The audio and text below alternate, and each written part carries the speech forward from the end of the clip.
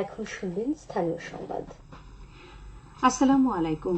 বাংলাদেশ বেতার সিলেট সংবাদ পড়ছি নন্দিনী রায়। সিলেটে বন্যা পরিস্থিতির বেশ উন্নতি হয়েছে। নিচু এলাকা থেকে পানি নামছে ধীর গতিতে। পানি কমতে থাকায় আশ্রয়কেন্দ্র থেকে নিজ বাড়িতে ফিরছেন বন্যার্তরা। স্বাভাবিক হয়ে আসছে বিভিন্ন উপজেলার গ্রামীণ যোগাযোগ। বিভাগীয় কমিশনার অফিস জানায়, তৃতীয় দফার বন্যায় সিলেট বিভাগে ৩৭৫টি আশ্রয়কেন্দ্র খোলা হয়েছে। এর মধ্যে সিলেট জেলায় ২১৩টি, সুনামগঞ্জে ৪৫টি, হবিগঞ্জে ৮টি, মৌলভীবাজারে ১০৯টি আশ্রয়কেন্দ্র রয়েছে। বন্যায় সিলেট বিভাগে প্রায় ১৩ লাখ মানুষ আক্রান্ত হয়েছেন। এর মধ্যে সিলেটে প্রায় ৬ লাখ, সুনামগঞ্জে প্রায় ৪ লাখ, হবিগঞ্জে ২ লাখ এবং মৌলভীবাজারে প্রায় ৩ লাখ রয়েছেন। বিভাগের ৩৭৫টি আশ্রয় কেন্দ্রে আশ্রয় নিয়েছেন প্রায় ২১,০০০ মানুষ। বানভাসীদের জন্য বরাদ্দ দেওয়া হয় জিআর চাল ৫,০১৫ মেট্রিক টন এবং প্রায় ১,২৮ লাখ টাকা। এছাড়া শুকনো খাবার প্রায় ৪৮,০০০ প্যাকেট, শিশু খাদ্য ৪০,০০০ ও গোখাদ্য ৪০,০০০ প্যাকেট বরাদ্দ দেওয়া হয়। বন্যা সতর্কীকরণ কেন্দ্রের তথ্য অনুযায়ী গতকাল বিকেল ৩টায় সিলেটে সুরমা নদী বিপদসীমার ৩৪ সেন্টিমিটার নিচ দিয়ে প্রবাহিত হচ্ছে। এছাড়া কানাইঘাটে সুরমা বিপদসীমার ২৮ সেন্টিমিটার উপর দিয়ে প্রবাহিত হচ্ছে। অপরদিকে কুশিয়ারা নদীর অমলশিদ পয়েন্টে পানি বিপদসীমার ৪৪ সেন্টিমিটার উপর দিয়ে প্রবাহিত হচ্ছে। এই নদীর শেওলা ও শেরপুর পয়েন্টে পানি বিপদসীমার নিচ দিয়েই প্রবাহিত হচ্ছে। এদিকে সুনামগঞ্জে তেমন বৃষ্টিপাত না হলেও গত ২৪ ঘণ্টায় চেরাপুঞ্জিতে ১১৭ মিলিমিটার বৃষ্টি হয়েছে। এতে সুনামগঞ্জ শহরের নিকট সুরমার পানি ৬ সেন্টিমিটার বেড়েছে। তবে সুরমা বিপদসীমার ২৮ সেন্টিমিটার নিচ দিয়ে প্রবাহিত হচ্ছিল আজ সকাল ৯টায়। পানি উন্নয়ন বোর্ড গত ২৪ ঘণ্টায় ৭.৫২ মিলিমিটার বৃষ্টিপাত রেকর্ড করেছে। এদিকে বন্যার পানি কমায় পরিস্থিতির অনেকটা উন্নতি হয়েছে। তবে কৃষি কর্মে তেমন কোনো উন্নতি হয়নি। হাওরগুলো পানি ধারণ করতে না পারায় নদীর পানি নামায় ধীর গতি। ফলে কৃষি জমিতে এখনো জলাবদ্ধতা বিরাজ করছে। কৃষি বিভাগ জানায়, কিছু কিছু জায়গা ভেসে উঠেছে। সেসব স্থানে হালি চারা বপন করা হচ্ছে। সুনামগঞ্জ কৃষি সম্প্রসারণ বিভাগের উপপরিচালক বিমল চন্দ্র সোম জানান, এবার সুনামগঞ্জ জেলায় ৮৩,০০০ হেক্টর জমিতে আমন ফসলের লক্ষ্যমাত্রা নির্ধারণ করা হয়েছে। এজন্য ৪,৩০০ হেক্টর হালি চারা বপন করা হবে। এরই মধ্যে ৬০০ হেক্টর জমিতে হালি চারা বপন করা হয়েছে। এদিকে হবিগঞ্জের আজমিরিগঞ্জ ও নবীগঞ্জ উপজেলায় বন্যা পরিস্থিতির উন্নতি হয়েছে। নবীগঞ্জের বন্যা কবলিত এলাকায় এখন আর বাড়িঘরে পানি না থাকলেও আজমিরিগঞ্জে কয়েকটি গ্রামে পানি রয়েছে। জেলা প্রশাসনের পক্ষ থেকে বন্যা দুর্গতদের মধ্যে ত্রাণ হিসাবে চাল বিতরণ করা হয়েছে।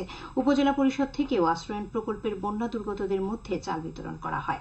জেলায় কুশিয়ারা, কালনী ও খোয়াই সহ সকল নদীর পানি বিপদসীমার নিচ দিয়ে প্রবাহিত হচ্ছে।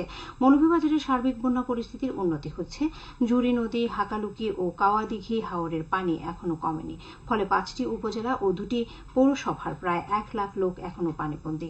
জেলা প্রশাসন জানায়, চলমান ৯৪টি আশ্রয় কেন্দ্রে আশ্রয় গ্রহণকারী লোকজন প্রায় ৬,০০০।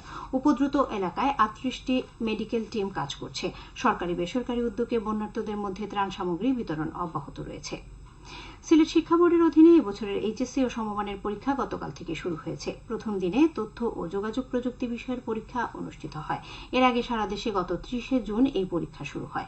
বন্যা পরিস্থিতির কারণে সিলেট বোর্ডে ৪টি পরীক্ষা স্থগিত ছিল।